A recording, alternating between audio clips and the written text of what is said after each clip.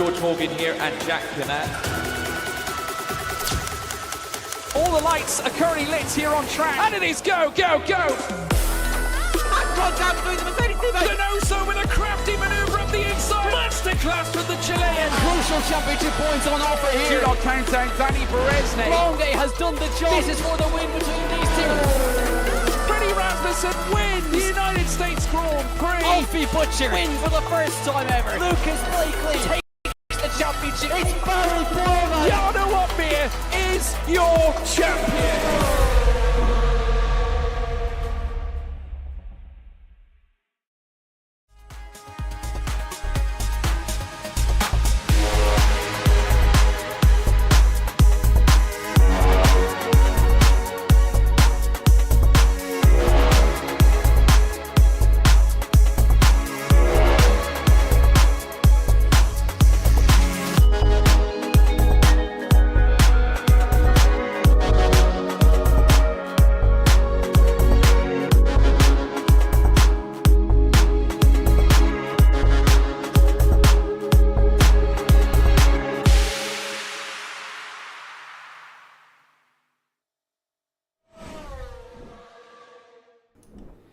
Here we are. Welcome everyone and a very good evening. Welcome to round 2 here at PSGL Season 39 PCF4, where it's time to find out what our drivers can do on one of the most favorite tracks from all of our drivers. We're heading to Brazil. I'll be your host for tonight, and my name is Mitsky, and joined, as always, it's lovely Max. Hello everybody. Pleasure to be here once again in the F4 comms box, and yeah, after a chaotic trip in the Middle East last week, we head over to the South Americas, and we are here at Brazil this evening. Myth, it should be an amazing race, and how are you on this Thursday evening? I'm doing pretty well indeed. Definitely looking forward to everything that's going to be coming out tonight. I think for this season, rather short season, Brazil is going to be one of my most favorite tracks. So I hope that the drivers are going to give us as much of a showing as they did last week. Because last week, apart from the pretty offensive strategy that Aaron Dominguez did, it seemed to be all smooth and sailing just up until that safety car came out at the very last minute. And then the last few laps got a little dicey, didn't they, Max?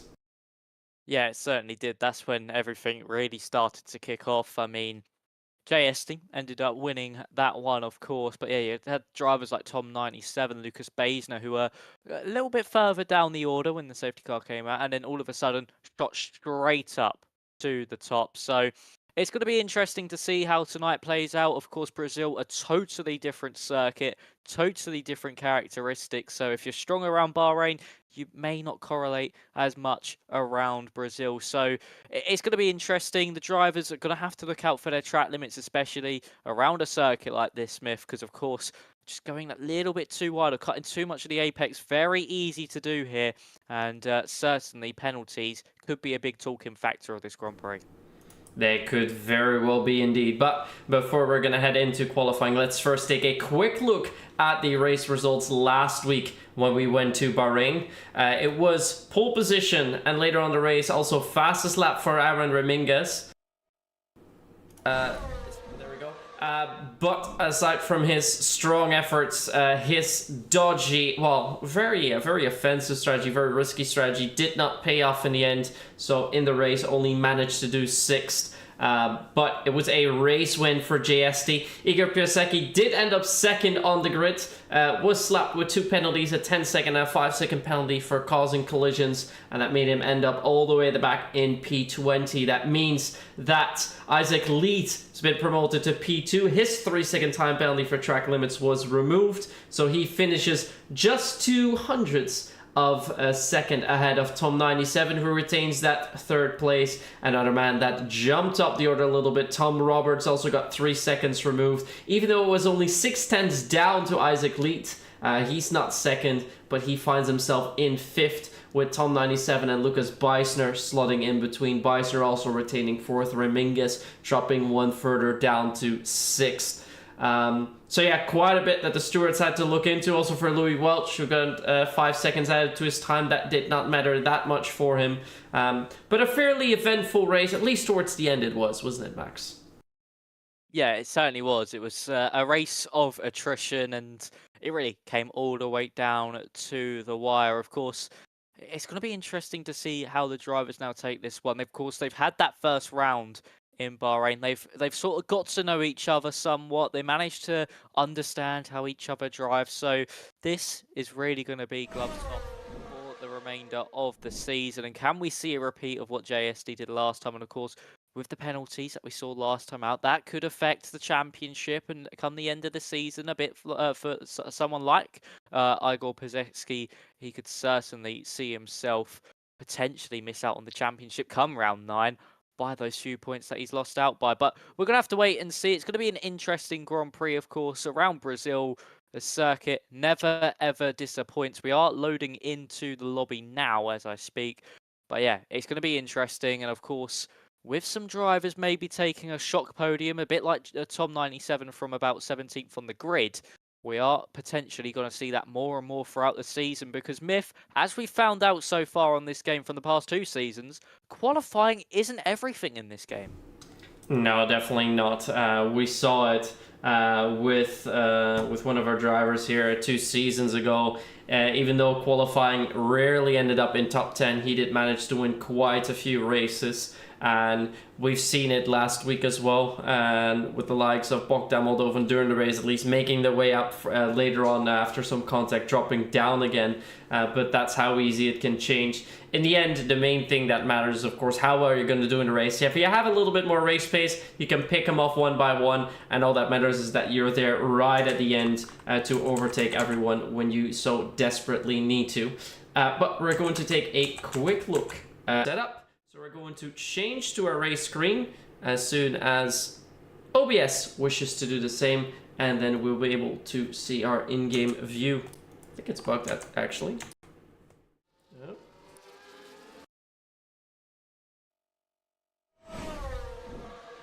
There we go.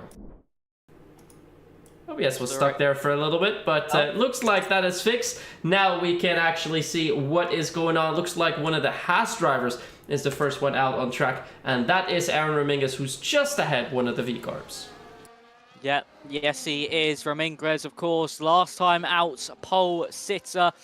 Now heading through Yunsao and heading up the hill to start the first qualifying lap here in round 2 at the circuit, Jose Carlos Pache. But now as we see Raminguez taking that wide line to get as much speed as possible, heading into turn 1, so he's going to be braking at the 50-meter board, down to 3rd gear, hit that first apex curb just a little bit wide from it. That's going to affect his run through the second part of the center S's as we now head through turn 3. You want to ride that inside curb with the left front wheel. DRS now open for Raminguez as we head down the Retro Posta into turns 4 and 5 of 17.2 in that first sector from Raminguez as he now heads up the hill into turns 6 and 7, down to 6th gear, ride the car over the curb on the inside there, then into turn 8, very late on the brakes, tricky to point out your pick out your braking zone without locking up that front right, but Raminguez does navigate it well as he heads up now into turn 10, Pico Sapato, which actually refers to duckbill in Portuguese, as we then head down the hill once more through turn 11 and into Yunsao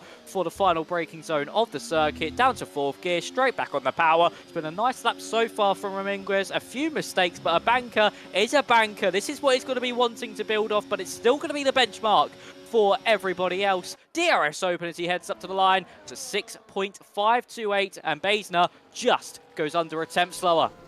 Yeah, he just is not able to cut that, as we're now watching Tim Turnimo, who's managed to match Aaron Raminguez in that first sector, as more and more times are starting to come through with Beisner and also Oliver Knott in 4th place. Oliver, one of the drivers that I'm expecting a lot of tonight. And once again, we see a Haas 1-2, at least for the time being, as Patrick Dackmeyer slots in between 1,000 of a second slower than Aaron Raminguez. Igor Piasecki then 4,000s quicker than Jensen Rolson, one of our stand-in drivers tonight, the only stand-in driver that we've got, and he's already making quite the showing. But here comes Tim Turnimo, cross the line, only does 11 fastest, but he's only a tenth and a half away, and that means he's not first, but all the way down in P11. Now the only man that we still have on a fast lap, at least I believe, might have been, I think JSD aborted earlier on, had a little bit of a mistake there as well. Don't think he's going fully flat out, and he indeed does not seem to be. So he is going to cool down a little bit more. He's set at 110 as a banker. I think he might have made a mistake somewhere through, so he's going to come back into the pits. Tom 97 is the only one that's staying in the pits. The rest of our drivers have set lap times, although for Vaso it's also been a banker of a 12.3. But he might actually be on a quick run because he seems to be moving fairly fast.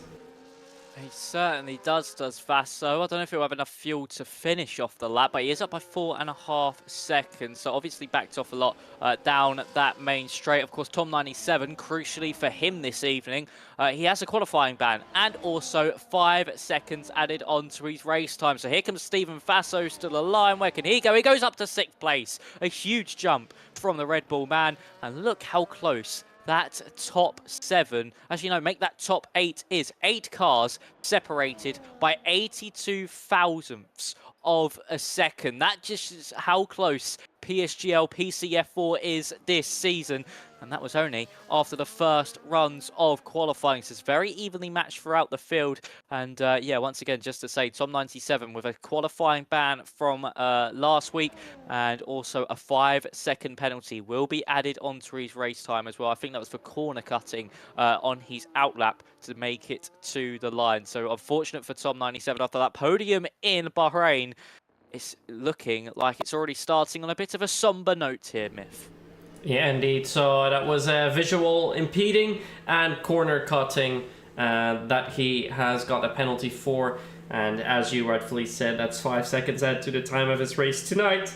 And also a qualifying ban that he must serve. In the meantime, looks like Steven Vaso is going to be entering the pits. More drivers are starting to leave for the track for their second run, and it looks like Beisner is the one first out. Actually, it might be one of the Haas drivers that I see further down the road, but we'll be looking at Beisner first because our Haas drivers have been in the spotlight already tonight and also quite a bit in qualifying last week out when we were in Bahrain, where both of them did a stellar job too. This time Beisner then ended up 4th in Bahrain. Pretty decent race result for him, but he'll be eyeing that podium tonight as he's now making his round Junsao, and towards the start-finish straight he's going to take a wider line to take as much speed as he can with him. Not using the battery just yet, just the last moment is going to use it. Now that battery is on, and we're going to go for a lap with Beisner as he's braking hard into the Senna SS, trying to keep it close, still not hitting the curb and leaving quite a bit of space, and has invalidated into turn 2 as he was just about to make his way onto the Corval del Sol. But we see the drivers, Max, they're really avoiding the inner curb in turn 1, and I feel like they can clip it a little bit more if they dare to. Yeah, I feel like they can as well. They're just avoiding it to not rotate the car too much. That's the issue with taking that inside curb, is that it just rotates that car a little bit too much, and it makes the back end stick out, and you do end up losing some time. It seems that a lot of the drivers have invalidated so far. I've seen Biashecki, I've also seen Tom Roberts invalidate too. Datmeyer's on a lap, but Aaron Raminguez, your current pole man, he's up by a 1/10 of a second in that middle sector. So let's see what the Haas driver can do on his way to the line. Can he extend his grip on pole? Yes, he can. He's improved by only 1/2 attempt, so lost about 1/2 attempt in the middle sector, in the final sector, sorry, but he does break into the 1 minute 6.4 as Patrick Datmeyer has invalidated. Who is going to be next to the line? It's going to be the Mercedes of Isaac Lee, who comes into the pit lane. Louis Welch moves himself up into P5. He's only just behind Jensen Ralston, who's on a lap now, currently heading through the Pico de Pato. So let's see what Jensen is able to do. He's down by 700ths in the middle sector. That was Oliver Knott promoting himself up into second place there. The Aston Martin driver, after a poor qualifying in Bahrain, qualifying 10th, now is on the provisional front row of the grid. Jensen comes into the pit lane, so at the minute he's only the best of 5th place. Vaso is starting his next run. Tim Tornimo has backed out of his lap. Moldovan has invalidated as well. Story of Moldovan's season so far is poor qualifyings as it's been carrying on here in the second round of the season. But it looks like it's going to be Vaso next to be setting it up, and the Red Bull driver is down in that first sector. Yeah, it's only down by 13 thousandths of a second, but he does manage to set a 17.1 there, which is a very good sector time, a little bit quicker than we saw some of the other drivers do. We see him take a very tight line out of turns 4 and 5 to the Cida del Lago, which did not seem like quite the fastest line. So let's see if he can make his way around that second sector a little bit quicker and improve on his lap time. A little wiggle heading into Pinarino, and now through Pico de Bato and Bergoglio. He is indeed up by 6 thousandths of a second, so he has managed to improve a little bit. Slightly conservative through Junsao, and now towards the start-finish straight, up by 6 thousandths of a second. If he keeps that, now he's going to dive into the pit lane. Looks like that final turn was not good enough for an improvement, and if he heads into the pit lane now, he will definitely have enough time for 2 more laps. As we see most of our grids currently in pit lane, only 3 drivers that are out on track. Damien Currell's just left the pits. Benny Fabus was there for a little bit already, and Alessandro Finn is the man next in line to go for a lap. Let's see what Alessandro is able to do, in this qualifying session so far. For the Williams drivers, especially, well, last time out in Bahrain, it wasn't the greatest of qualifyings for the pair of them. For Alessandro Finn, it was an abysmal race. So let's see if his fortunes will change in this second round of the season. As he now heads into turn 1. He needs to find 0.3 of a second if he wants to snatch provisional pole away from Aaron Ramirez. That was quite nice through the center S's we heard through the Curva de Sol, and DRS is now open as we head down the Retro Posta. What is it going to be in the first sector for Alessandro Finn? He's down by 0.08 in that first sector, heading through to Cida del Lago now, and it was quite nice through there, maybe a little bit too much apex curb through turn 4, so we're now heading up into 6 and 7, down to 6th gear. You want to just have a slight lift, then straight back on the throttle, into turn 8 now, cut as much of that apex curb as you possibly can, then ride it through Pinarino, and you then head back up the hill into Pico de Pato. So down to 3rd gear, you want to just avoid that apex curb ever so slightly, get over the bump on corner exit, try keep the traction nice and smooth. So you then head down the hill through the middle sector split of Yin Sao. He's up, he's found a 10th of a second, so if he can find that 10th that he lost in the first sector on that final run, he certainly could be on for a good qualifying lap. But so far on this one, DRS is now open for Alessandro Finn. Can he break into that top 10 here this evening? Yes, he can. Just under a 10.5 found on his previous lap time, a 1 minute 6.595, and we know there is more time in the bag there for Alessandro Finn, so a very strong lap time there from the Williams man, and with still enough time left in the session to go again, expect Finn to maybe be a contender for pole position here. Yeah, and another man that's a contender for pole position now coming up to line. Damien Curriel is up by 1/10.5, and he goes quick as half a tenth up on Aaron Ramirez, who is also out for a lap now with most of the other drivers. But I want to take a look at Damien's teammate. That is Oliver Knott, a driver that didn't show up last week, but I think he'll feel much more comfortable here. And indeed, that first sector is already quite a bit quicker, 31 thousandths of a second faster, but crucially a 17.1 as Aaron Ramirez takes off 0.2 of a second, with Isaac Lee taking over the time that he had just before, as now 106.451, so it's 200ths quicker than Aaron was before, but now a total 0.2 quicker than pretty much everyone. Oliver Knott has aborted, he has invalidated, so he won't be able to continue. I just saw a Ferrari soar by. That's the Ferrari of Tom Roberts, who's now making his way to the end of the second sector. Is he up? He is down by 88 thousandths of a second, likely going to come into the pit lane. Then Patrick Dagmar, he's about to cross the line. Is he quicker this time round? He does improve, but it's only enough to gain 1 position. Then Igor Piasecki, he has just set a lap time. He slotted into 3rd. Gottschalk then, he has managed to improve as well by just about a 10th. Louis Welch has invalidated 2. But a man that I was expecting more of, JST, currently finds himself in P18 and has not found improvement yet, but it looks like he either cut off his lap, in the second sector, and probably also been in the 3rd. He's now on for 57. I believe that's about a 10th slower than I saw. I believe it was not due earlier on, so I think this could be enough for a 106.6. And indeed, as he comes across the line, so 106.7, so jumps up a few places. But JST, race winner last time out, in P15 for now.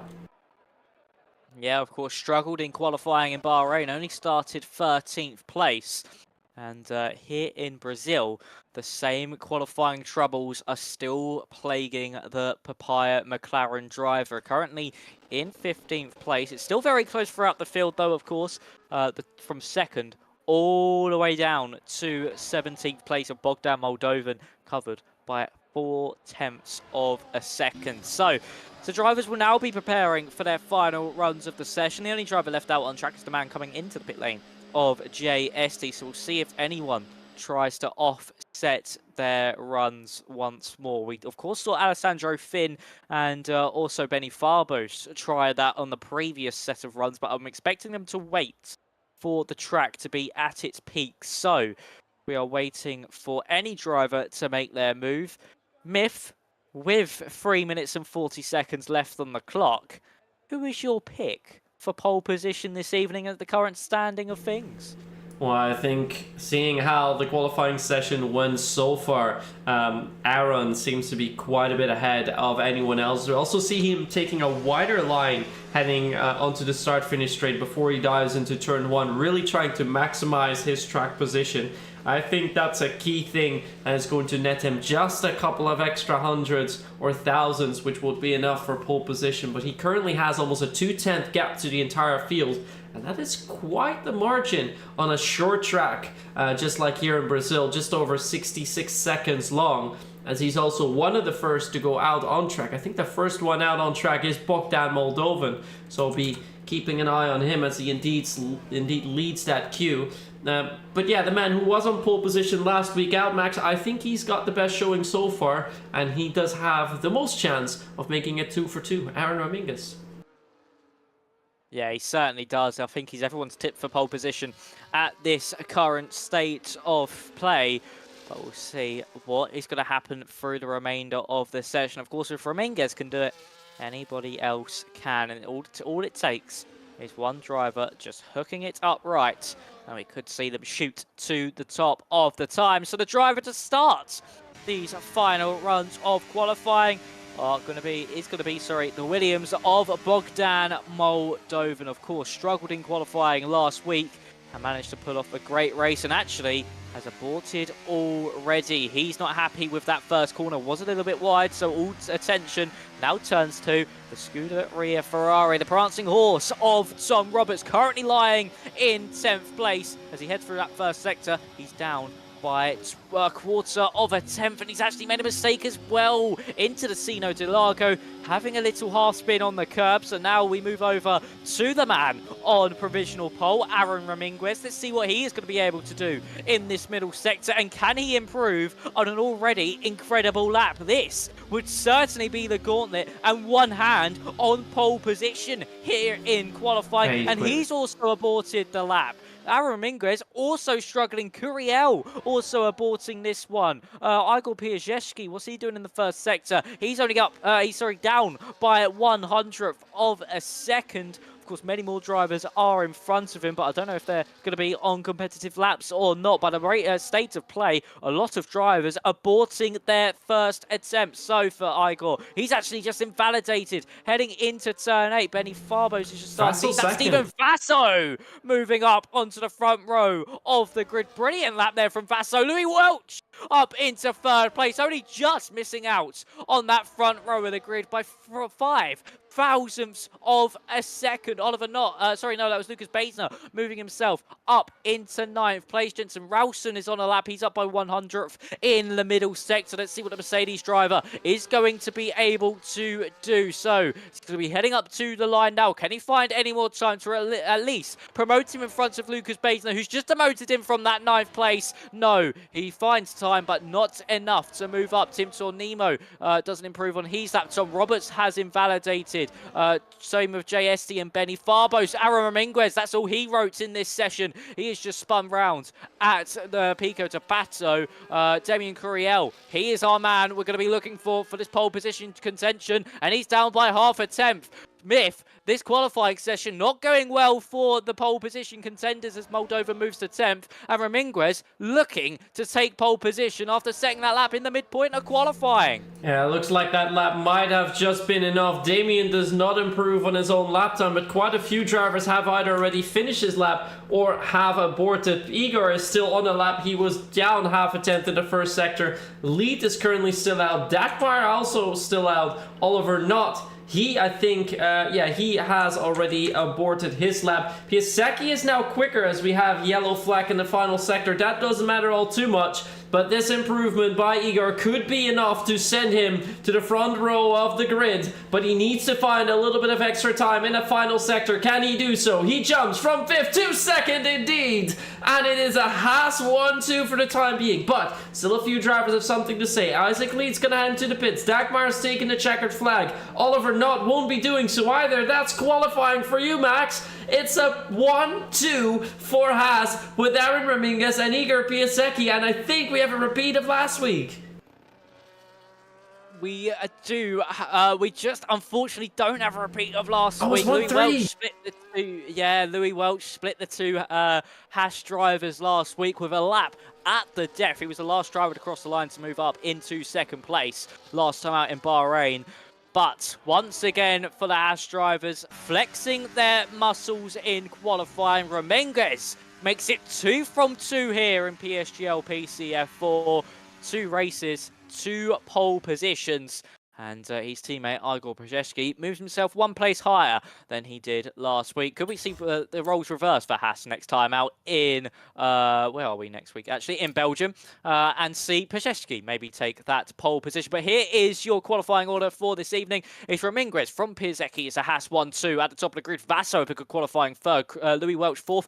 Curiel 5th, 6th is Lee, Datmeyer 7th, not 8th, 9th is Basner, 10th Moldovan, Rosen, Tornimo, Robert Scotchlack, Finn, Neeb, Fabos, JST is the slowest of the qualifiers in 19th, and of course Tom 97 with that qualifying ban, rounding out the grid in 20th place. But Myth, we're going to be looking at an interesting Grand Prix, and the question is, after the strategy blunder of last week from Ramirez, will he do the same here this evening?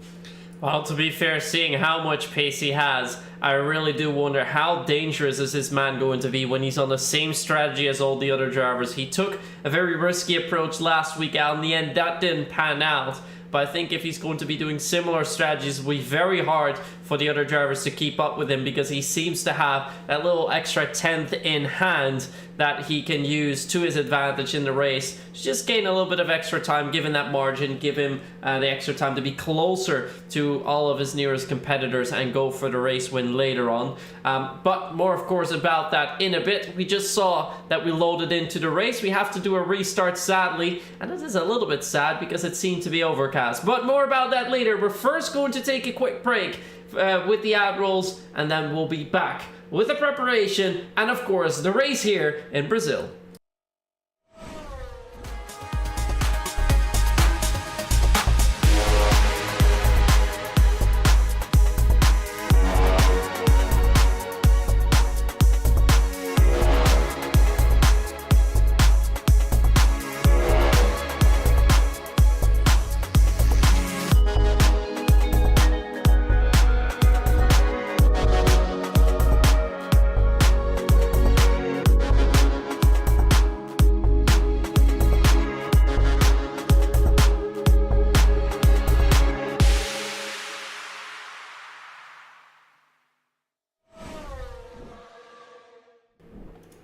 And here we are again after that short ad break, and as you just saw in qualifying, Aaron Ramirez makes it 2 for 2, but that is quite the margin, Max. Almost a 10th and a half up on his teammate, and then nobody else managed to get into the 3s, and he was in the mid 2s of the 106s, and that wasn't even his final run. But what really stood out for me, Max, he was the only driver, as far as I could see, that set a 17.0 in the first sector, with all the other drivers either doing 17.1s or 2s. So it looks like quite a bit of that lap, maybe even the key to that lap, was sector 1.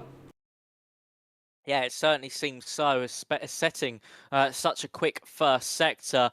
It certainly would mean that is where a lot of that time was found. And it probably is the key to what happened there. Getting a good first sector, of course, sets him up for the rest of the lap.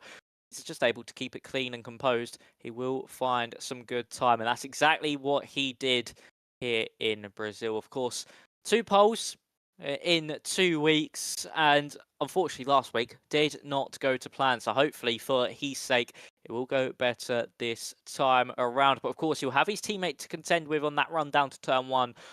But crucially as well here, Myth, of course, they'll probably play a bit more fair, Pajewski and Ramirez, knowing that they are teammates here this evening into turn 1. But they're the only team with 2 drivers so far up the grid that if, say, a safety car or time the pit lane, one of them is going to have to sacrifice some time and some overall track position when they come out the pits for the other one to box first. It's going to be whoever's in the front, and if that's Pajewski, Ramirez could be in another spot above her 2 weeks in a row.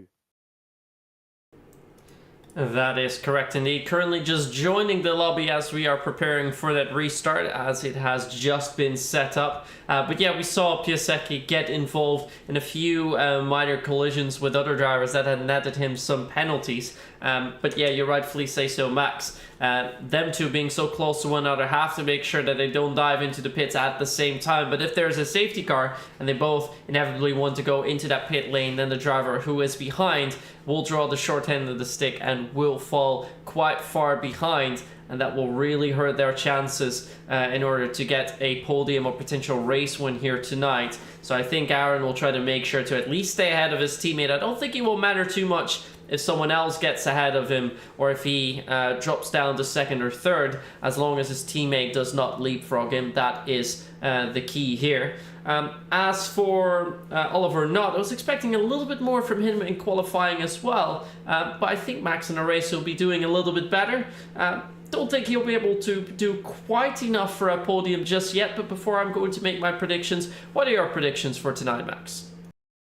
Oh, you always give me the tricky part, Myth, of me going first. You never like going first yourself, but it's okay. I will tell you who I think will get on the podium this evening. I'm going to go for a Stephen Vasso P3, followed by a Louis Welch second, and I'm going to go for Ramirez to take this one this evening. I think all that he needed was a better strategy last week, and he would have won that race. He had the pace for it, so yeah, Ramirez, I think, is going to come out on top this one. I think he's going to follow the status quo and, yeah, come out on top. But it's going to be close. It's going to be all about that run through Yinsao on the final corner and up to the line. So it is certainly going to be one you need to stay tuned for. And, of course, all 36 laps will be chaotic.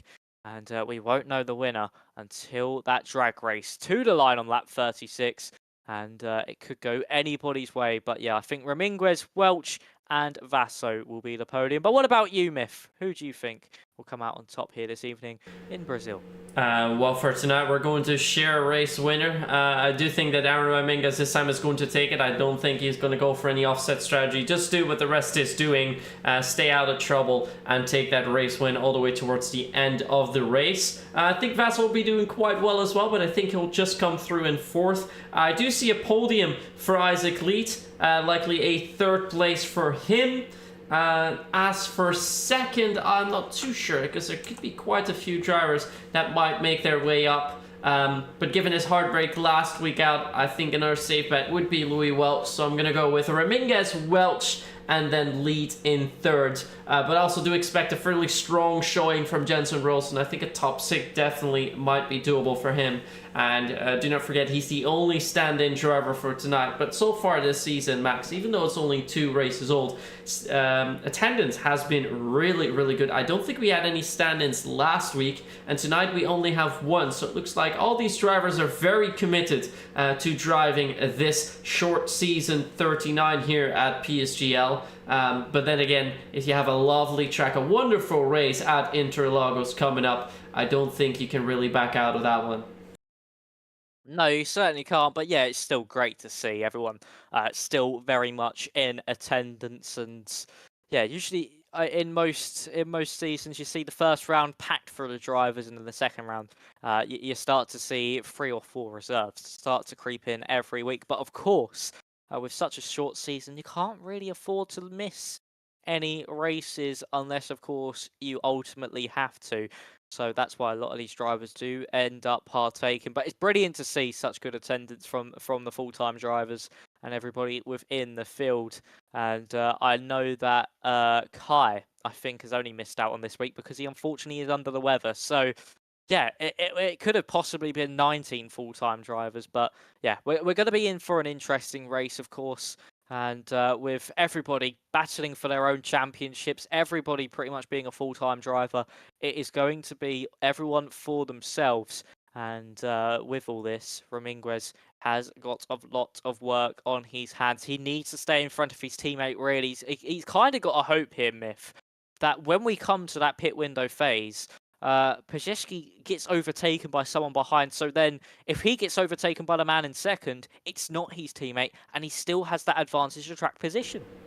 Yeah, I think the safest bet for PSGL is just to stay close to Ramirez, just stop 1 lap after him and go for his same strategy. I think that will be his safest bet, and then towards the end of the race, he will have that fresher set of compounds. Even if it's just 1 lap, it's just a couple percent that might just push him through all the way in that final lap. But before we're going to be talking more about the race, I think it's also fair that we tell you a little bit more about tonight's track and of course show you the standings after round 1. But first, a little bit of information about tonight's track. You already heard from Max that we'll have 36 laps around Interlagos, the Autodromo Jose Carlos Pache, which is 4.3 kilometers or 2.67 miles long. One of the shorter tracks on the F1 calendar, still has 15 turns, with the first 2 named the Esto Senna, the Senna S's, which is one of the most beautiful corners of this track. Then, of course, the Retta Oposta, a very famous part of the track as well, that second long straight.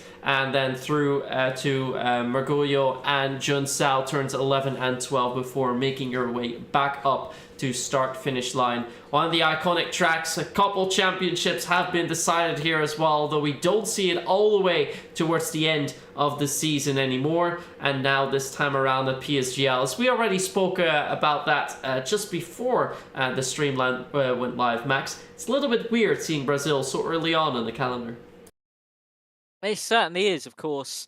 Back in the early 80s and the early 90s, this was the norm. Second round of the season, you would make your trip to Brazil. But of course, in more recent times, especially in the 2000s and the 2010s and now the 20s, we are used to Brazil being one of the final few races of the season, if not the final round of the season. So yeah, it's going to be interesting to see how the drivers do cope with that. Of course, you do sometimes correlate some tracks because it's so common that they're at the start or the end of a season. That's how you sort of mindset yourself around that race. But it's going to be interesting to see, of course, how they do end up with that mental challenge. Of course, 36 laps as well. That does take quite a mental toll on you in the cars because unlike most circuits where it's about 25, 26, there's an extra 10 laps onto this one. So it's certainly going to be about mental endurance as well. And as I said earlier on in the show, penalties going to be absolutely huge to look out for. Battery, not so much. This is one of the circuits where battery conservation, especially that middle sector, is quite easy to do, so you don't have to worry too much about that. And then finally, tyre management and strategy. Tyre wear, very high around a circuit like Brazil. And to manage those tyres perfectly, you need to hit the sweet spot. So it's going to be interesting. These drivers, of course, going to be all going out gloves off to try and get as many points as they can in the opening round of the seasons. And crucially, with it only being a 9-race calendar, you need to start your season off strong. You've got no time for any poor races, or you could be eliminated from championship contention before the season even really starts, Smith. Indeed, and talking about championship contention, let's have a little look at our current driver standings, where we've had a little update after our qualifying session today, with Aaron Ramirez getting an extra point and jumping to a shared 4th with Lucas Beister. The standings right in front of you. You can see that JST is currently leading in the championship after winning round 1, 16 points to his name, 12 for Isaac Lead and 10 for Tom 97. Will be starting all the way at the back of the grid after serving that qualifying ban. Beisner is in 4th with 8 points. Ramingas now also has 8 after picking up 6 points in the first race. Did I say that? No, it was 6, so he picked up 5 points, sorry. He picked up 2 extra points, 1 for the fastest lap and 1 for pole position tonight. Also another point for pole position. So out of his 8 points, 3 are bonus points, which is quite impressive so early on. Oh, he's actually taken the full bonus points, 3 out of 3 so far. Let's see if he can continue that in the race with the fastest lap. A couple points ahead of Tom Roberts. He is 6th with 6 points. And it's Damien Curiel, 7th with 4. Balandeleke, Steven Vasso, and Bogdan Moldovan to round off your top 10. He is the last driver still with points. And then from then onwards, the drivers still scoreless, but looking to change that tonight. Kai won't change that as he's not here, but Alexa, Louis Welch, Patrick Dackmeyer, Oliver Knott, and in particular, Igor Piasecki will be looking to change that. Yes, they certainly will, as we have just loaded into the race lobby, so not too long before we get underway. And of course, the strategy is going to be a big talking point here this evening. The softs can actually last a little while around this circuit. It is one of the circuits where softs are somewhat optimal in case there is an early safety car, but expect the normal strategy of either a medium hard or a hard medium. That is your best bet around a circuit like Brazil. It's going to be interesting now to see about, of course, last time out, the mediums won't really run a lot, so they're going to have to adapt to that quite quickly here this season, getting onto those mediums in that second stint, as the majority of drivers are going to be on the hard. So, yeah, time management key, strategy going to be key, and the question is, what lap will the drivers box, and what will happen? Is the undercut or the overcut more powerful? You would surely think the undercut. You never know. Around a track like Brazil, anything can happen. And Myth, with the skies being grey as well, is there going to be a little threat of rain on the cards at some point in this Grand Prix? Well, hopefully some of the drivers is going to let us know. Tom Roberts just mentioned asking whether his game has crashed or not. So I wonder if we're going to have a restart or if everything's okay. Don't hear any drivers talk about the weather just yet, but indeed, as you can see, it's looking sort of grey in the distance. So might be interesting if we have some rain coming down later on in the race. Of course, we've had the real world race last year round, and that was so incredibly interesting because of the rain. Hopefully tonight that could be bearing for a similar thing.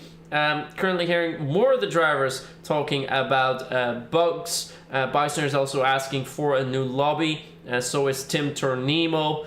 More drivers wondering about that now, so just have to wait for our host Louis Welch to confirm that, but I think it's looking likely that we are going to restart, and at least Louis is now talking about it, so I have to wait for his official call. But it also might be possible that we're just going to boot straight into the race and to the grid and see everyone start. So it's always a little bit of a mystery with F124. And there we go indeed, because there we are with 3, 4, and 5 red lights. Speak of the devil, here we go. Lights are off, and off we go. With a great start on the outside line for Aaron Ramingas. It looks like Igor Piasecki is not going to be able to come close. Beisner already dropping down the order a bit. I wonder if any of the AI drivers have managed to step in because someone has crashed out, but so far Ramingas has gotten the best run. Louis Welch awfully close to the back of Steven Vassell, looking to go on the inside, but can't put his car past it to see the Lago. There seems to be a little bit of contact with one of the drivers. I think that was with the Haas driver up ahead, but Steven Vassell keeps his car wide, not allowing Louis Welch to get anywhere near there. Try and go for an overtake. We saw Another bit happening there, but I don't think there was any contact coming through. Jensen Rowson has actually dropped down the order significantly. We find him in P15 now, with JSC trying to get past Sasha Neat for P16, but let's get our information up. Position changes are here. Oliver Knott is up 2. Same goes for Tom Roberts and Daniel Gottschalk. Balinalek is also up 2. Rowson has dropped 4 places, and JSC indeed up by 1 as we now make our way around the end of the first lap, where at least the top 5 remains unchanged. Yeah, it certainly does, and we say that. Here comes Louis Welch, maybe on Stephen Vasso. He's going to look to the outside line into the centre S's. Oh, and there's contact between the front wing and the left front tyre. And Louis, unfortunately, will have to back out of that one, but that now puts him under pressure from the Aston Martin of Damien Couriel. So, Couriel now eyeing up the Alpine driver in front of him. The Alpine just switching into the middle of the road to just block off any chance of an attack. And the Aston Martin will just sit behind. The 2 Aston Martins could get very racy in this Grand Prix. Of course, Oliver Knott up 2 places now behind his teammate. We'll see what kind of pace in this Grand Prix Knott does have. Of course, he's just going to sit behind, but now, ooh, and a big slide for his teammate in front. Rear locking to avoid Louis Welch, who might have broke a little bit earlier than he expected. And now heading into the Pico de Pato, turn 10 for the second time in this Grand Prix. It all congests once more. Everybody's still within DRS range. Doesn't look like anybody's got damage in this Grand Prix. As Balin Leakes goes to the inside of Pico de Pato. Outside now for Yin Sao on JST. Not able to get the move done. Teammate. And that is going to be that squabble over and done with. But back up at the front of the field, Oliver Knott looming large in his teammates' mirrors. Looming large in his teammates' mirrors indeed, but he's not going for quite the overtake just yet, as we have a slight slide coming out for the Alpine driver once more. Not sure if there was contact this time around, but Louis Welch does keep that car pointing in the right direction. Opens up the door for Damien Couriel, who's used quite a bit of ERS. He's going to try and go round the outside of turn 4. They're still side by side, but there's the slightest of contact, but the drivers do keep everything going nicely. There's no severe contact. No driver heading off there of the track either. Cars didn't fully interlock, thankfully. And for Oliver Knott, he's starting to get closer and closer. Lead behind them is having quite a fight with Patrick Dackmeyer, who wants to make his way up the order. A little tap there on the inside of the Pico de Bato, and he is now ahead. He's now ahead indeed of Isaac Lee. Just watching Isaac Lee currently, which is why there was a slight confusion for a time being. Sasha Neeb in the meantime also up 2 positions. Jensen Rowson still down 5. ST has managed to gain 1 with staying ahead in that fight with Balinalek, as now Lead has gotten back ahead of Patrick Dackmeyer, using DRS to his full advantage, even though we have a pretty much full train coming out there. And now Gottschalk is having a full fight. It looks like Tom Roberts has managed to put himself into the top 10, but almost falling outside of the DRS window with Dackmeyer, who's dropped another position. Bogdan Moldova now up in P8.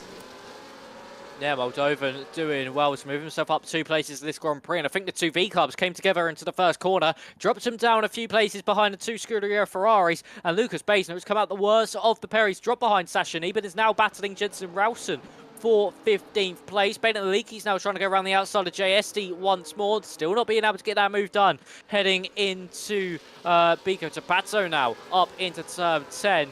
And unfortunately for Aliki, he's just not able to get by. I think there might actually be a little bit of front wing damage on the kick Sauber. I quickly just need to check. No, I was just seeing things there with the front wing. But for Baden, he's still stuck behind that McLaren. It's going to get more and more frustrating. Of course, SD was our race winner last time out. Just has a lot of promise to bring to this Grand Prix. But further up, are we going to see any moves as Oliver Knott, actually, Damien Couriel goes a bit deep into the centre S's. This might allow his teammate Oliver Knott to now get the run on his own teammate. Aston Martin Civil War maybe in the opening laps of this Grand Prix. Here comes Knott on his teammate, and Couriel just lets him through nicely. Knows they didn't want to lose too much time squabbling to Louis Welch in front, and they've been able to move themselves, swap themselves around. And I think there was a little weave there from Oliver Knott saying thank you very much there, Damien.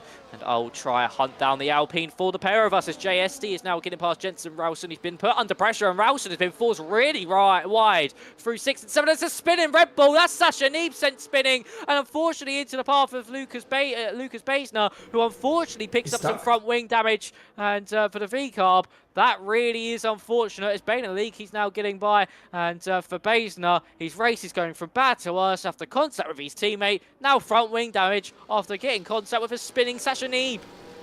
Yeah, so we'll likely see Beisner come in at the end of this lap for Neep. He really has to hope for a safety car later down the race. As for Bentley Lekas, he's now gained the most position out of any driver, gained 6 places. As for JSC, he's also up by 5, so he's having quite the race. Beisner has now also gotten a penalty for speeding in the pit lane, so he ends his race here tonight. After a 4th place in Bahrain, he's not going to be scoring any points tonight, as Dakmeyer now also picks up a time penalty, 3 seconds for speeding in the pit lane. JST is now up on Gottschalk. He's also up 6 places. Another dark horse that we need to keep in mind going for some good points tonight, of course, is our championship leader still in P12, but also Oliver Knott. We find him in P5 for now. He's starting to amp up the pressure onto Louis Welch, the Alpine up ahead, but I think, Max, Oliver could be one of those drivers. Oh, there's contact! There's contact with Louis Welch. I was just about to say Oliver Knott might be getting a podium position here tonight. He's now dropped down to P7, but what exactly happened there? I'm not sure if he was in the right spot or if they just went off together. I have no idea at all, but that's now put Welch under a whole bunch of pressure from the other Aston Martin. Now with Curiel, he's going to look to the outside line for the center S's, crucially as well, into the Sino de Largo. Stephen Vasso picked up a bit of front wing damage. He's missing a front wing end plate. Tom Roberts getting past Patrick Datmeyer in the background. He's now got, he's split himself and his teammate apart of Tim Tornimo. But back to this battle for 4th place. Is Curiel going to get close enough? Though he is not. Tornimo is now trying to get past Datmeyer as he yellow flag. I think that was still for Basner's car, as Jensen Rowson is also getting overtaken Balin Lakey's as well for 14th place. But crucial contact there, and once again it just seems like Welch is a little bit of a contact magnet. He keeps tapping cars. We've seen that over the past 2 rounds, and so far in the opening 7 laps of this 2nd round of the season, he's made a bit more contact than he did in the first, and it just seems that Alpine is a little bit of a magnet to other cars and just seems to pull them in, as Sasha Neeb has made a mistake once again at turn 8, and that's a virtual safety car. Is Neeb off in a wall, or... Oh, he's indeed missing his full front wing. So he managed to send it into the wall coming out of turn, I think that was 6, trying to head into Ferradura, where he lost control of the car and drove it straight into the wall. That's caused a rather peculiar virtual safety car. I wonder if anyone is going to take advantage of it and dive into the pit lane. Looks like Patrick Dakmeyer has done so. Let's take a little look at the tires. It looks like all the drivers did go out on the hards. The only driver that didn't was Sasha Neeb. He is down and lost on those 6-lap-old mediums. Only Dakmeyer so far has made the gamble. Neeb is also going to come in. That's probably his best bet. Might be able to go for a very long stint on those hards. For Dakmeyer, he definitely needs to make another pit stop, as we have DRS enabled again, and the virtual safety car has officially ended. So Dakmeyer and Neeb not making the full advantage of it, as could potentially be possible. And Beisner in the meantime in the chat confirming Ghost off is so peak. But I think ghosting, of course, working wonderfully again, which we seem to have an issue with last time round. But further up ahead, the order has not shuffled too much. Vasso has left a little bit of a gap to Igor Piasecki, but Damien Curiel, in the meantime, very close to the back of Louis Welch. That gap only 2/10, but Welch up ahead, also nearing in the mirrors of Stephen Vasso. Yeah, looming. Oh, there's another. Is that another virtual safety? No, the whole track went yellow for a second, and now it's gone back to green. So I thought there was going to be another virtual safety car or a full safety car then while that happened. But yeah, closing up to the back of Vasso. Luckily, does have the wounded Vasso in front. The whole track's gone yellow. No, now it's back to green again, of course, with this, the track What's doing going this on? here. That's going to bring out some illegal overtakes, possibly. So drivers now, not only do they have to contend with, as Gottschalk and Baden Leakey's making contact into turn 4, Gottschalk just turning straight across the kick Sauber. More contact as they rejoin the road, and that's just allowed Jensen Rosen to go thank you very much. I'll move myself up into 12th place. But with all that yellow flag drama that just happened then, if someone tried going for a move like a Leakey's on the previous attempt there, they might have picked up a illegal overtake, sorry, as Bogdan Moldovan is now able to get past Oliver Knott as they head it through the Pico de Pato. Now heading down to Yen Sao. Oliver Knott will have the inside line for the corner, but Moldovan will get the run out of the corner on that outside line, and you can just see the drive. He is able to get on that wider line, able to get the foot down earlier, leaving Oliver Knott ample amount of room on the inside. Further up as well, the two Haas drivers swap places for the lead of this Grand Prix. But what's going on between the Haas and the Aston Martin and the Williams? And there comes Tom Roberts, the opportunistic at most, heading into the centre S's. He's forced the Aston Martin wide. He's on the outside of Moldova, not able to get the move done. His teammate Tornimo will now capitalise on this, swapping the two Ferraris around. Moldovan, I don't think happy with not there, having a little bit of a weave, and unfortunately stays in 8th place. But the two Ferraris swap round. Oliver Knott keeps his 7th place, but crucially for these guys, they're nearly off the train in front of them. Yeah, and it looks like we're starting to see some gaps emerge. Still top 10 within one DRS train. JSD behind 1.5 seconds. Will need to close that gap as soon as possible, and he is trying to do so. Jensen Rosen behind 1.2 seconds, and then there's another train all the way up down to P17. So Rowson really needs to make sure he gets within range of SD, and SD needs to make sure that he gets within a second of Tom Roberts at Ferrari up ahead. He can see it, can almost touch it, but he's not close enough heading down the main straight, and he's now going to lose crucial time in the DRS zone with Oliver Knott overtaking Bogdan Moldovan. Igor Piasecki and Aaron Raminguez are having a little bit of a tussle for P1 as well. It looks like Vaso has just managed to get past Igor Piasecki, but actually, Max, I'm just thinking, we saw at the start of the race there were some clouds. There's one driver that's taken a rather opportunistic approach. That's Patrick Dagmar on the mediums. He knows he needs to pit again, but does he know there's going to be rain later down the line? He potentially could.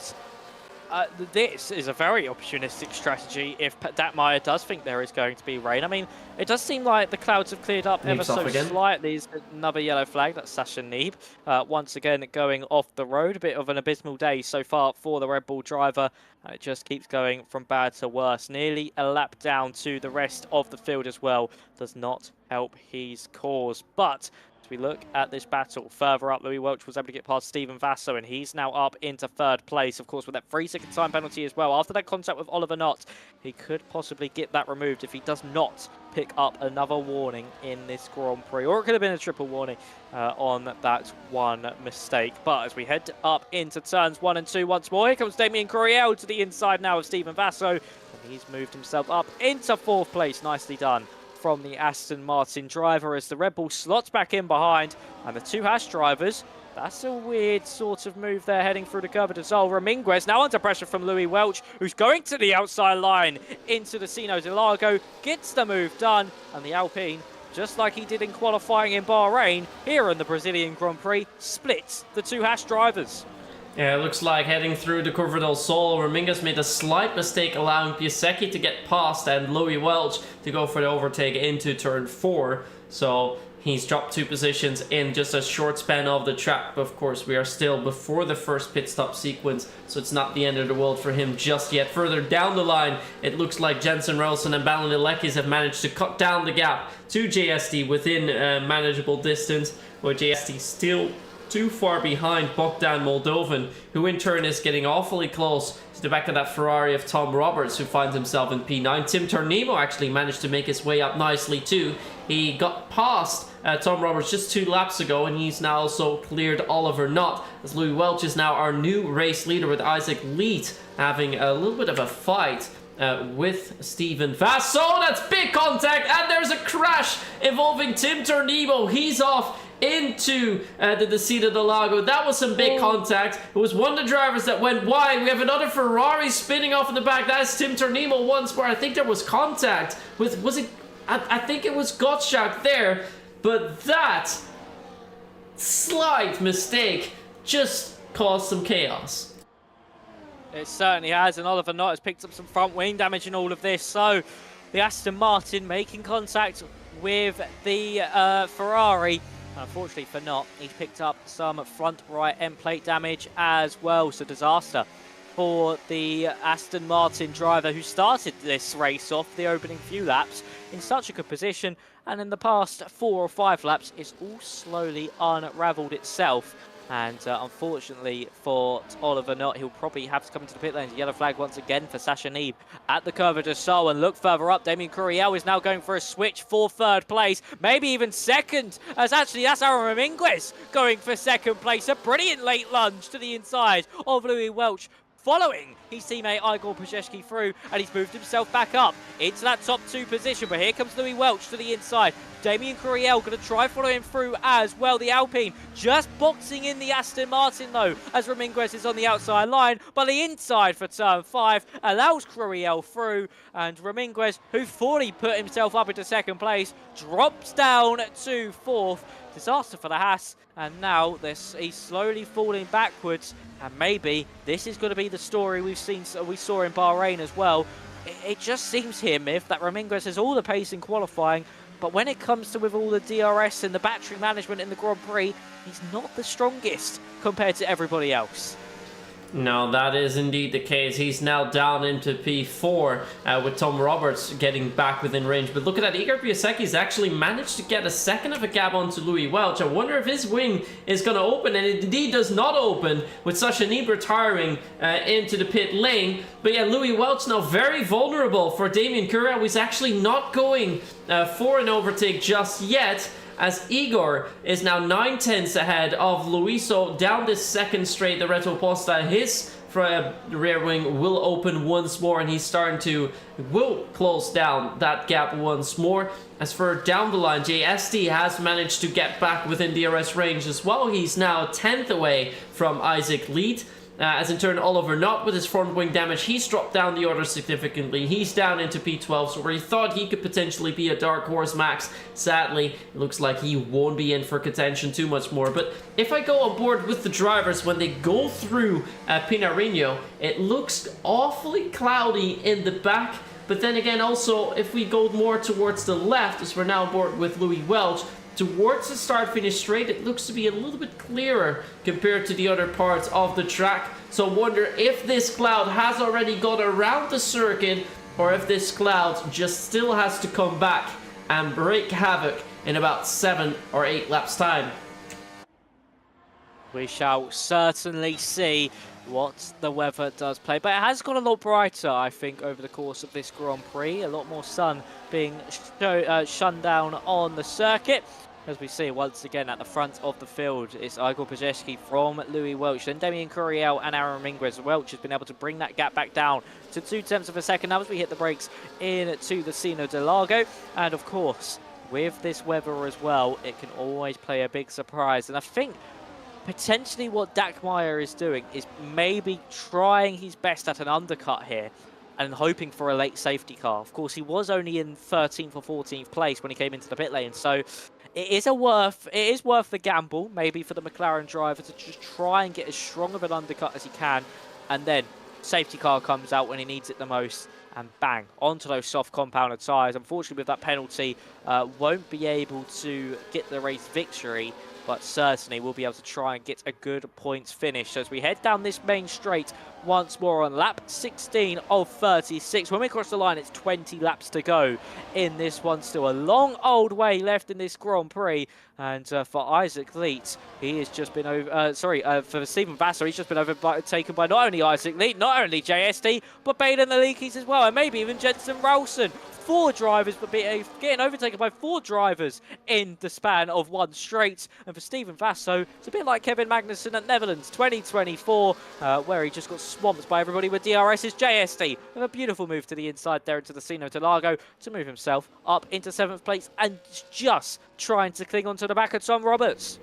You did not just see that move from Balanilekis into turn 1. He had the overspeed onto Ralston, went to the inside line, braked a little bit later, realized that Vasso broke quite early, so sent it down the inside of the Red Bull driver as well, and got 2 drivers, and look at that! Through Pico de Bato, he's managed to clear Isaac Lead as well. He is now up into P8. Balanilekis is flying around the track momentarily, and he's up by about 9 or 10 positions, I think. It's 12 positions the man's up. He started all the way and lost this race, but he's now up in 8th with JST also starting in 18th. He's now up in 7th, so these two drivers have made their way up the order so significantly. They're starting to become drivers to really look out for, as Vaso has got penalty for speeding in the pit lane. That will hurt his chances later down the line, but he's actually stopped quite early there, Max. I think he wants to go onto the mediums early, try and go for an undercut. If that will trigger a pit stop sequence, I'm not too sure yet. But within 2, 3, maybe 4 laps, I think most of the field will be coming in here.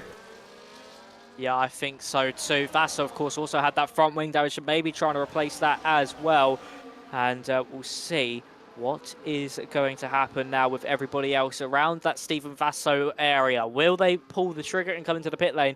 But with how long Vaso is in the pit lane, I do expect a new front wing on that Red Bull. And yes, there is. So he did have a front wing change. So we'd expect everybody else just to stay out that little bit longer. But yeah, you are right here, Myth. Surely within the next 3 or 4 laps, we'll see everybody start to dart their way into the pit lane, get off these white-walled hard compounded tyres, and move on to some fresh yellow-walled medium compounds of tyres. And actually, we've seen the trigger pulled already. It's the man who started on pole position, Aaron Ramirez, into the pit lane. Rosen, Finn, and Gottschalk all follow him in as well. And now this is where the race does get interesting. The strategy front. Where does this undercut bring Aaron Ramirez out when everybody else in front of him pits? Patrick Datmeyer is in a brilliant position here as well. Yes, he's on 11-lap-old mediums here, Myth. But with this undercut, if there is a late safety car, he is certainly in prime position to take that net race lead when everybody else comes into the pits. Because look at that, he's about 3 seconds clear of Aaron Ramirez as he exits the pit lane. Yeah, it's a pretty sizable gap that he has onto Ramirez, although I do think Ramirez is going to get within DRS range within a lap or 2. So all Dagmar can hope for is that there's going to be a safety car just after all the boys up ahead are going to make their pit stops. I think Piasecki has to come in at the end of this lap, the end of lap 19, because he can't afford his teammate to potentially get a dangerous undercut onto him. He is going to continue though, so he is going to take that risk. And it looks like Tom Roberts, Moldovan, ST and Valendelekis are not going to wait that long. They have gone into pit lane as well. But as for your top 4, Piasecki, Welch, Curiel, and Lead, they have stayed out for now. Tom 97 has done the same thing, but he was already behind quite significantly. Knott has also stayed out. And let's see where everyone is going to come out in comparison to Dagmar. Dagmar, of course, is ahead of all of them. Moldovan is about to head into the pit lane. Here is Aaron Ramirez. Where is the rest going to be coming out? Looks like they will come out behind Ramirez, who is actually almost in DRS range of Patrick Dagmar. And then just behind, we see drivers exiting pit lane. And indeed, they will be behind for now. Moldovan still ahead of ST. But that gap to Ramirez, 1.2 seconds. Looks like for now, Max, the undercut has worked. Yeah, it does seem like it has worked as it currently stands. And again, the track is now starting to get darker. Just look at how many clouds have just covered this circuit. But with the way everyone's pitting onto the mediums, I'm not actually expecting any rain anytime soon. And Igor Pajewski, Louis Welch, Damien Curiel, Isaac Leet all come into the pit lane. Does Tom 97 follow them in? No, he wants a lap in the lead. So the Alpine will stay out for an extra lap. Oliver Knott, of course, with that front wing damage. He's actually got very severe front wing damage as Oliver Knott. He's pretty much missing his whole right-hand side of his front wing. But let's see where Aaron Ramirez comes out in relation to Igor Pajewski. They're now heading through the first part of the pit lane exit, and Aaron Ramirez on that inside line will streak well clear of the rest of the field. He's actually been able to clear Patrick Datmeyer as well, where everybody else has come out behind the McLaren driver, and it's been a brilliant undercut here from the man named Bogdan Moldovan. Balin Aliki now moving himself past Damien Curiel. So the undercut was the strategy you wanted. In boxing, that 1 to 2 lap earlier was really what you needed to do, and you can see that with how it's played out for Curiel, Rosen, JST and Alikis, they've moved themselves up into the top 10, and now they're in this squabble for the race lead, with crucially Aaron Minguez clearing Patrick Datmeyer, who is holding up the likes of Bogdan Moldovan behind.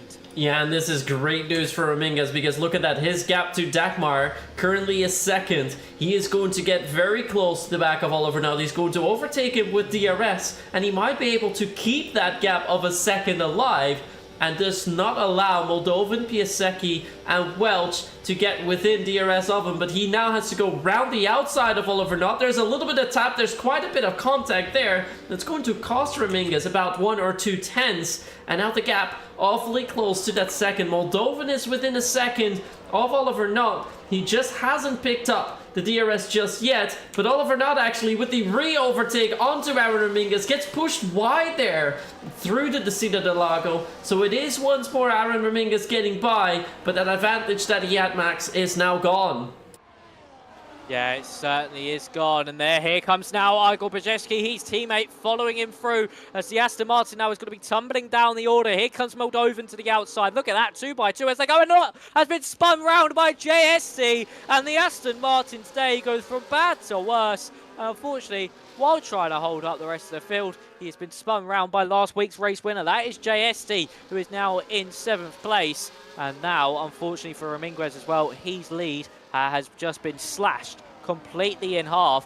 But look how grey the skies are getting here, Myth. It's getting very overcast here in Brazil, in Sao Paulo. And we're now going to see Igor Brzezinski and Raminguez try break away from the train behind. But there has been a move, I think, there from Damien Curiel there on Baden. The leak, he's been able to get by into 7th place. And the Aston Martin man is now looking to hunt down JST in front. As Daniel Gottschalk is our next driver to pick up a penalty. And Igor Brzezinski able to get past his teammate of Raminguez as he now moves himself up into the race lead once more. Yeah, and another driver that we haven't seen too much in the pit stop sequence who's secretly made his way back up the order is Jensen Rolson. He had a little bit of unfortunate contact earlier on that's dropped him down the order significantly, but the great pit stop timing for him means he's now back in P5, 6 positions up from his starting place in P11. And if we look at when he stopped 1 lap earlier than JST, 2 laps earlier than Louis Welch, actually went in at the same time as Aaron Ramingas. That for now seems to be the best move. If not, also picks up a 3-second time penalty for track limits, but not realistically really needs to hope for a safety car later down the line. Even then with the 3 seconds, he's not going to be holding out to that. But now then, down the inside line comes Louis Welch onto Bogdan Moldovan. Seems to outbrake him. It's Bogdan Moldovan who goes very wide. He's actually gone all the way round the Senna S's. He's going to pick up a 3-second time penalty for track limits as well. Might get that removed because he lost 5 positions as a result of going so wide. I'm not sure if his brakes locked up there or if he just wasn't able to turn in. Very confusing there for Bogdan Moldovan. Maybe just caught a bit on surprise. Oh, he might have caught on the grass heading into the corner of turn 1. Once you do that, you are pretty much a passenger. And of course now needs to fight his way back up through these 7 cars in front. We're on lap 24 of 36 here in Brazil, as there's been a leak. He's having a bit of a slide behind Damien Curiel as well. And as the track's now going to start to cool, tyre wear will be less. Drivers will have more grip through their tyres because they're going to be able to keep them in the optimum window for longer. We're going to see how they now play this one out. Of course, the 2 Haas drivers can work together brilliantly. They can be the thorn in Louis Welch and JSD's side. Of course, SD started this race in 19th. Once again, has magically appeared at the front of the field. Ralston versus Curiel. The Mercedes just having the better of the Aston Martin as we head through the centre races, but now heading through the Curva de Sol. The Aston Martin having a fight back against the Mercedes as he looks to the inside line down the retro boss there into the Sino de Largo and on to the brakes. He's just able to streak clear as Tom Roberts is able to get past Isaac Leet for 9th place in this Grand Prix as well. Isaac Leet has missing a front left end plate to his motor as well. But as we head back up to the front of the field, Esti now looking for another podium. This once again from a man who struggled in qualifying like he did in Bahrain. Fighting for a race victory once again here, Myth. JSC, when it comes to those races, in superb form as a Leakies with a brilliant send on Ralston once again into the Pico Tabato. We saw it just before the pit stops, and he's done it again a few laps later on those fresh jets and medium tyres. Yeah, Vanilek is one of the drivers to really watch out for later on down the line. Same can be said about JST, who virtually is in P3 after applying that penalty from Louis Welch. Will only be behind the Haas drivers. But the big question is if JST is going to get a penalty for that bit of contact with, I believe it was Oliver Knott. Although Knott, of course, was on much older tires, it was a fight for position, and despite that front wing damage that Oliver Knott sustained, it might be something worth looking into for Knott, and that might be a very bad thing for JST as we look to him retaining that championship lead, as we have a late send down the inside from Bogdan Moldovan. Really wants to get by Jansen Ralston as he's now trying around the outside with not picking up another 3-second time penalty for track limits. Bogdan's now on the inside, and little slide on the exit of turn 10. It looks like Moldovan has managed to clear Jansen Ralston and sent him back into P8. But then further down to 9th, Isaac Lead 1.5 seconds behind. We see a Ferrari driving slowly. That's the Ferrari of Tim Tornimo, who we found in 18th and last, at least for a time being. But here comes JST trying to go for a little bit of a look on the inside of Louis Welch, but decide to stay behind at least for now and wait for an opportunity to rise so he can break into podium places. Yep, that's what he's certainly going to try and do. Louis Welch try to move forward, and there's Curiel with a late lunge to the inside. He really jinked out at the last given opportunity, and it's now squabbling with JST as we head up the hill into 6 and 7. It's going to be on the outside line, the not preferred line, and has to back out of that one. But that was bold, and we saw that from Curiel last week in Bahrain. He's not afraid of a late move to the inside and just a lunge from about 2 or 3 attempts back, and he's so strong on those brakes that 9 out of 10 times he's able to pull it off cleanly. And unfortunately this time around not able to get past JST, but pulled out super late, and that certainly caused the McLaren driver by surprise. And now the McLaren driver is no longer going to be comfortable. JST is now going to be looking at his mirrors as well as looking in front, and maybe that might hinder his challenge to Louis Welch in front of him too. So DRS open as we head down that main straight once more for lap 28 of 36. And are we going to see any moves being made here down at the retro poster? Daniel Gottschalk gets past Stephen Vasso for 12th place as we head down the retro poster. Now, is anyone going to go for as they are into the Sino de Largo? It's the top 8 battling it out for the race victory. Welch and Moldovan both having penalties. It's going to be interesting to see what will happen. And I've just looked at the warning count, and I think Welch can get his penalty removed because he got a triple warning to pick up that 3-second time penalty. So for Welch, he's still technically in this battle for the race win, even after the stewards' rooms. That is very good news for Louis Welch, who is still really in for the fight for a potential race win. Looks like Aaron Dominguez is starting to struggle a little bit more. As soon as the stars get a little bit older, he's not able to hold on to the same pace as he is on those first 2 laps, where the qualifying pace is dead on for the Haas man, and that allows Igor Piasecki to start and pull away just a little bit. But it can also be Dominguez just giving a little bit of space to drivers up ahead. But actually no, because they're down the inside is Louis Welch, but the switchback happening from Aaron Dominguez, that forces Louis Welch just back quite a bit. And now really is to look in his rearview mirrors, because JST and Damien Curiel are fighting for it. There is the car from Oliver Knott that they had to evade there. That surely didn't help for Damien Curiel and JST, but Damien Curiel is now P4. ST is in 5th, so he's dropped 1 down. And Balandelek is also within 2/10 of the drivers up ahead. Top 8 for now, within 1 DRS window. Isaac Leeds now gone significantly behind, 2.3 seconds as he leads the second train down from 9th up into 13th. We have a yellow flag in sector 2. That was for Stephen Vasso, who has now dropped down the order even more. So that gap has indeed increased. Oh, no, it was Gottschalk. It was Gottschalk, actually. Sorry. So Gottschalk had a little spin there, still ahead of Vasso and Tom 97. As further up the field, that is the battle that we really want to be looking for. Currently lap 30 of 36, with the final 5 laps starting to approach, which is where our drivers want to position themselves for the best run into the final lap. It certainly is. We'll see what they're going to be able to do. And unfortunately, Kochak is our 4th retirement from the Grand Prix in the pit lane. It's just been not a great race for either V-Carb, especially since that contact that they had down at the Cenares's on the opening few laps of this Grand Prix.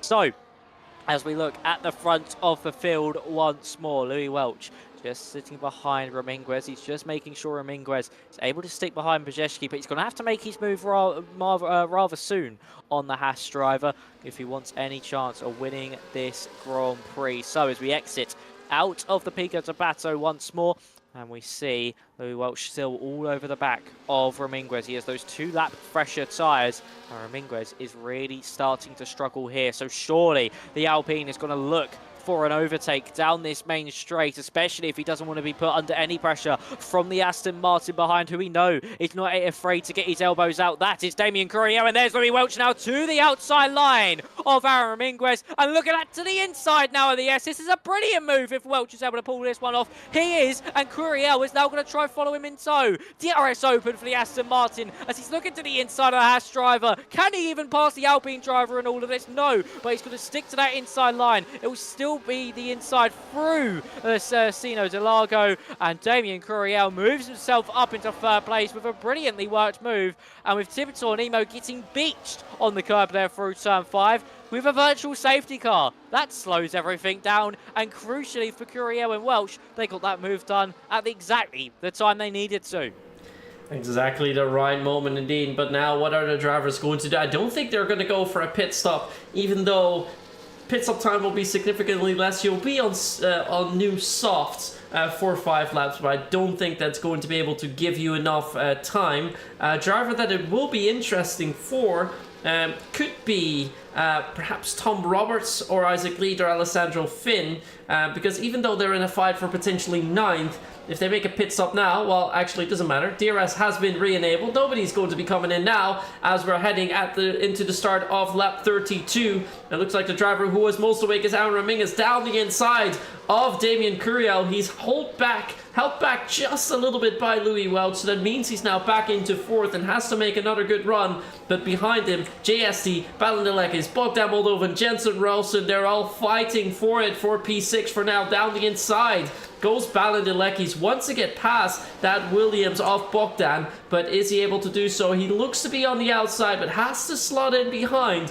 So for now, P7 is all he can do, but surely wants to make himself further up the order as we have a full send down the inside by Jensen Rolson. Just manages to keep the car going straight, but he's still behind Alekis in P8, at least for now.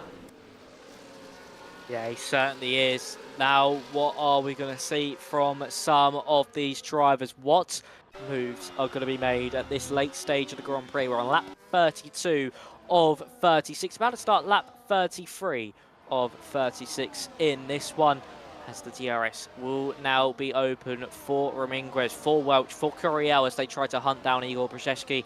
But they still won't get close enough for a move just yet. Welch is just going to sit behind. He's going to build that battery until the final lap. And that's exactly what the race leader's going to do as well, knowing he's not really under too much threat, because surely Welch is not going to go for this move now. He's got the DRS open, and once again, you're just going to watch him just let off that throttle, just get all close to the back of the Haas driver. It's all about the numbers game, all about just waiting for that opportunity to strike at the perfect time. And that's exactly what Louis Welch is doing. A very experienced head in that Alpine, knows exactly how to play his cards right.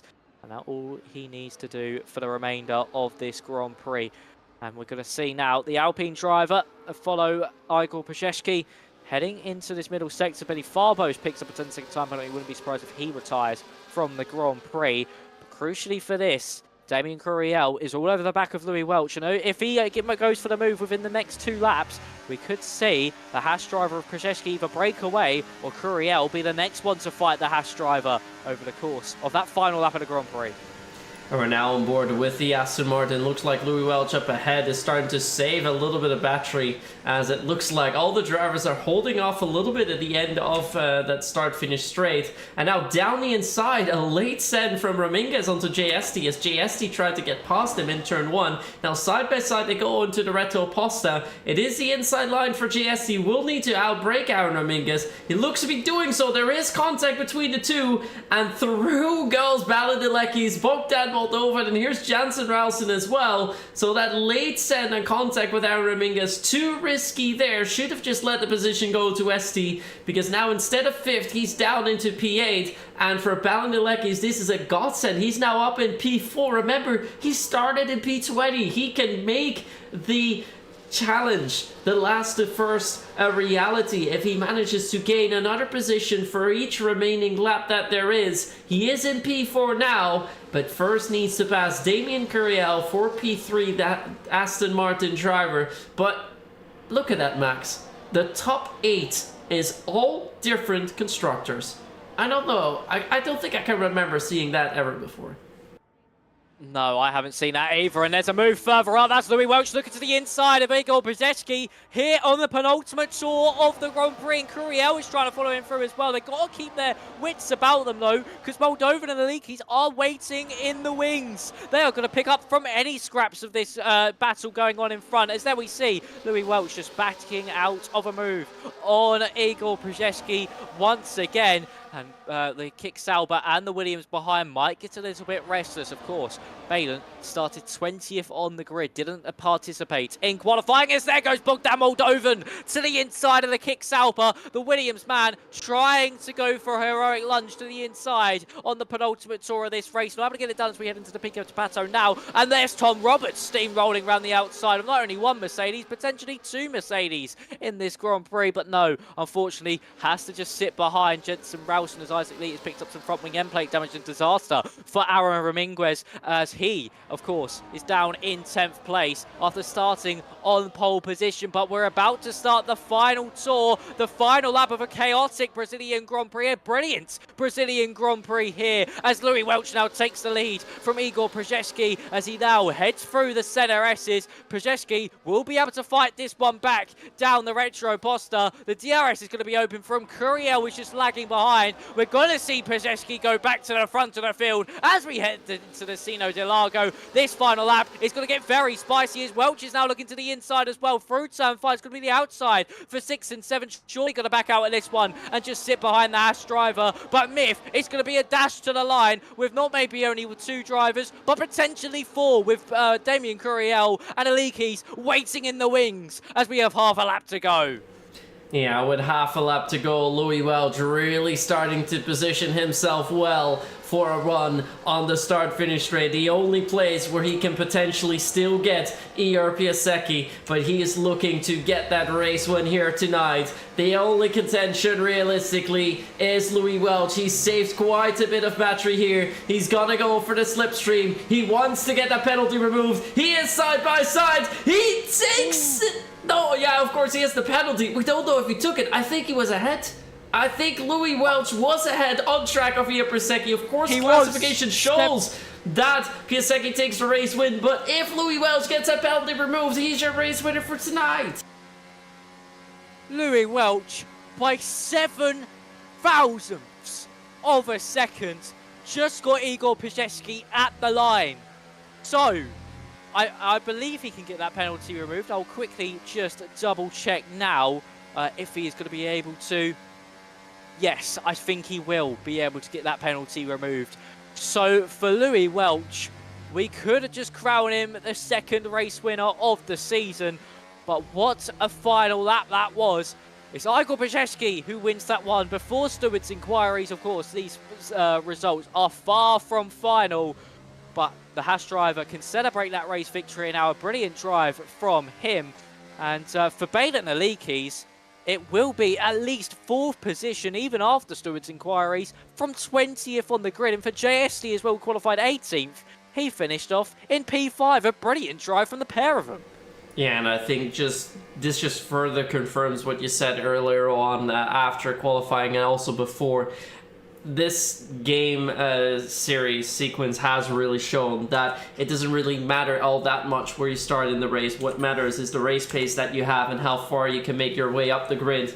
And we see both ends of the stick here, with Lecky starting in 20th, finishing 3rd before Stewart's Inquiries, SD from 4th to 18th, and your man in pole position from 1st to 7th, after of course being involved in contact a couple of times. I think that is something that Aaron needs to work on, try and stay out of trouble, because he surely does have that 1 lap pace, but the race pace is at least lacking just slightly to his teammate Igor Brasici. He takes a provisional race win ahead of Curiel and the Leckies. Then it's SD, Rowson lead, Reminkus Welch, Alessandro Finn and Bogdan Moldovan in 10th, followed by Tom Roberts, Tom 97, Patrick Dackmeyer, Steven Vasso, Benny Fables, and then our retirees tonight, Tim Ternimo, Daniel Gottschalk, Oliver Knott, Sasha Neeb, and Lucas Beisner. But one man all of our eyes will be on, of course, is Louis Welch. Can he get that penalty removed? And if he does do so, will win the race by 7,000ths of a second in comparison to Igor Piasecki.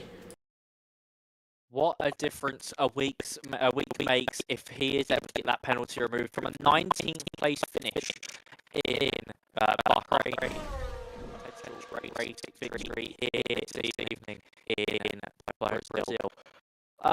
Looking at our driver standings, I think JSC will keep the championship lead with another strong top 5 finish at the very least from the McLaren driver, so he will stay in the championship lead, and then it's going to be all change behind him. I'm not even going to try to work out what the standings will look like after JSD for the rest of the field. So yeah, a brilliant race that was here in Brazil, Myth, and it really did come down to that drag race to the line, as I said earlier in the show. And for Louis Welch, it could be sheer delight, but for Igor Piasecki, at the minute, delight for himself. Not, of course, winning that race off the penalty, but still a very solid drive from himself, even if he does finish off in 2nd place, because he just seems so strong throughout. Yeah, his race pace was really good there. Waited for the right moment to go for the overtake onto Aaron, and as soon as he got past him, we saw that he had a little bit of extra pace compared to him, even though in qualifying it seemed to be flipped around the other way. But great race pace all the way throughout. Last week, of course, he was involved in an incident. This week, he stayed out of trouble, and that shows the true potential of Igor. So definitely a man that we need to keep in mind moving into championship fights. As for now, JSD seems to be the most consistent, and I think he'll be at least leading the championship at the end of Stewart's Inquiries of round 2. Before next week, we're going to prepare for the race in Belgium, and then of course we have another race in China before our first and only break, and then we have remaining rounds in Austria, Silverstone, Singapore, Mexico, and our season finale in Abu Dhabi, round 9. So fairly short calendar this time round, but an exciting one nonetheless. And seeing how good this race once again was, a really nice drag race all the way towards the end next week in Belgium. Well, if there's any track where there's going to be drag racing, it's Spa-Francorchamps. Yeah, it certainly is. It's going to be super fun to watch, and I really cannot wait for it. Belgium, of course, heading up Arouge Radion, down at Le Kemmel Straight and into Le Com. What a complex of a circuit that is. And then up into through Blanchimont as well. It's just completely going to be nose to tail all the way until that final lap and the bus stop chicane, where a majority of moves on that final lap will be made. And wow, what a start, what a first 3 rounds to have to this season here, Myth. You had Bahrain last week, we have Brazil here this evening, follow up with Belgium.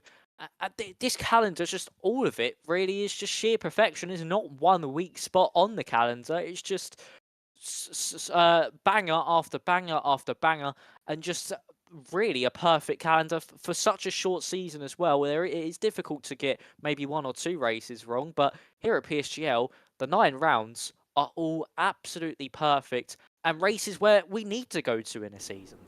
And that is indeed where we can trust our organizer on for putting together such a nice season 39 already, and then heading into the next game sequence, F1 25, immediately kicking off season 40 where we're going to be going into the 40s of seasons before going to the half century in, well, still quite a few years to go, of course, with 3 seasons a year, but really showing how long PSGL has been around already and how many great races we've seen all the way throughout.